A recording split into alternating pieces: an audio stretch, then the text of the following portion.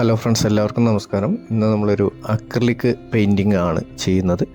സാധാരണ water colour മാത്രമാണ് നമ്മൾ പ്രധാനമായിട്ട് ചെയ്തുകൊണ്ടിരിക്കുന്നത്. ഇന്ന് വ്യത്യസ്തമായിട്ടൊരു അക്രിലിക് വർക്ക് നമുക്ക് നോക്കാം. സാധാരണ വാട്ടർ കളർ ചെയ്യുന്നതിൽ നിന്ന് വ്യത്യസ്തമായൊരു സമീപനമാണ് ഓയിലും അക്രിലിക്കും ചെയ്യുമ്പോൾ നമുക്ക് വേണ്ടത്.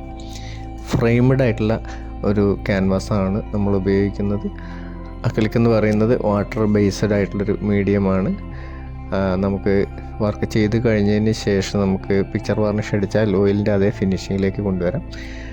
എന്നാൽ നമ്മൾ അക്രിലിക് ചെയ്യുമ്പോൾ വാട്ടറാണ് ബേസ് ആയിട്ട് ഉപയോഗിക്കുന്നത് എന്നുള്ളത് കൊണ്ട് തന്നെ ഏറെ സൗകര്യപ്രദമാണ് ക്ലീൻ ചെയ്യുന്നതിനും അതുപോലെ തന്നെ വർക്ക് ചെയ്യുന്നതിനൊക്കെ. വാട്ടർ കളർ പോലെ അല്ല, ട്രാൻസ്പാരൻസി ഇല്ല, ഒപ്പാക്ക് മീഡിയമാണ്, അതാര്യമായ മീഡിയമാണ്. വളരെ ഫ്രീ ആയിട്ട് നമുക്ക് ചെയ്യാം. ഇതിൻ്റെ ഒരു പ്രത്യേകത എന്ന് പറഞ്ഞു കഴിഞ്ഞാൽ നമുക്ക് കേട് വന്നു കഴിഞ്ഞാൽ ഉണങ്ങുന്നതിന് മുമ്പാണെങ്കിൽ പെട്ടെന്ന് തന്നെ മായ്ച്ച് കളഞ്ഞ് ചെയ്യാൻ സാധിക്കും എന്നുള്ളതാണ്. വാട്ടർ കളറിൻ്റെ ബുദ്ധിമുട്ടില്ല. കളർ മിക്സ് ചെയ്യുമ്പോഴും മറ്റുമൊക്കെ നമ്മൾ ഉദ്ദേശിക്കുന്ന ആ ഒരു മൂഡ് ക്രിയേറ്റ് ചെയ്യുന്ന രീതിയിൽ ആണ് ചെയ്യുന്നത്. വൈറ്റിനകത്ത് കളറുകൾ മിക്സ് ചെയ്തുകൊണ്ട് അനുയോജ്യമായിട്ടുള്ള ടോണുകൾ സൃഷ്ടിക്കാം. ഡയറക്റ്റ് കളേഴ്സും നിങ്ങൾക്ക് ഉപയോഗിക്കാം. നിങ്ങളുടെ ഒരു ഫിനിഷിങ്ങിനെ കുറിച്ചുള്ള ധാരണയുടെ അടിസ്ഥാനത്തിലാണ് ഇത് ചെയ്തു പോകേണ്ടത്.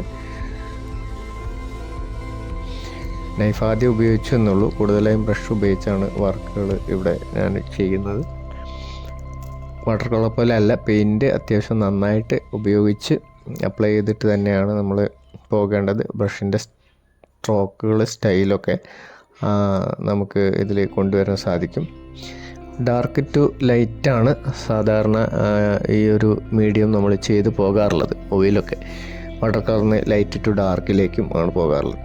ഇവിടെ പക്ഷേ നമ്മൾ ഒരു ഭാഗത്തുനിന്ന് ചെയ്ത് തീർത്ത് പോവുക, അതുപോലെ ഒരു ഫസ്റ്റ് ലെയർ കഴിഞ്ഞ് ഒരു സെക്കൻഡ് ലെയർ കൂടി ഫിനിഷ് ചെയ്യുക എന്നുള്ളതാണ് ഉദ്ദേശിക്കുന്നത്.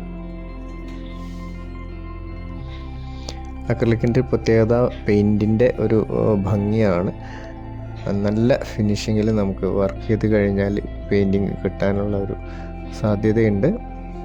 സൗകര്യപ്രദമാണ്. ഓയിൽ മീഡിയം അല്ലാത്തതുകൊണ്ട് പെട്ടെന്ന് ഉണങ്ങി കിട്ടുകയും ചെയ്യും. അപ്പോൾ നമുക്ക് ആദ്യം വളരെ വ്യക്തമായിട്ടുള്ളൊരു പ്ലാന് നമ്മളെ മനസ്സിൽ ഉണ്ടാവണം എന്നുള്ളതാണ് ശ്രദ്ധിക്കേണ്ടത്. കൂടുതലായിട്ടും സ്ക്വയർ ബ്രഷുകളും ഫിനിഷിങ്ങിനായിട്ടൊരു ലൈൻ ബ്രഷുമാണ് ഇവിടെ ഞാൻ കാര്യമായിട്ട് ഉപയോഗിക്കുന്നത്.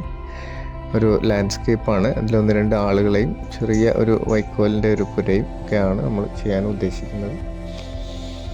അക്രിലിക് പെയിൻറ്റിങ് നിങ്ങൾക്ക് എല്ലാവർക്കും ചെയ്യാവുന്ന, പ്രൊഫഷണലായിട്ട് നിങ്ങൾ ആർട്ടിലേക്ക് വരികയാണെങ്കിൽ കൂടുതൽ ഡിപ്പെൻഡ് ചെയ്യാവുന്ന ഒരു മീഡിയമാണ്.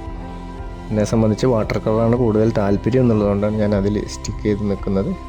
പക്ഷേ നമുക്ക് അക്രിലിക്കിലെയും ഡെമോൺസ്ട്രേഷൻസ് ഇടയ്ക്ക് അപ്ലോഡ് ചെയ്യുന്നതാണ്. ഓയിൽ പെയിൻറ്റിങ്ങിൻ്റെ ഡെമോൺസ്ട്രേഷൻസ് കുറച്ച് ഞാനിതിൽ ചെയ്തിട്ടുണ്ട്. നിങ്ങൾക്കത് നോക്കിക്കഴിഞ്ഞാൽ ചാനലിൽ കാണാൻ പറ്റും. സെക്ഷൻസിൽ നിങ്ങൾക്ക് നോക്കാം.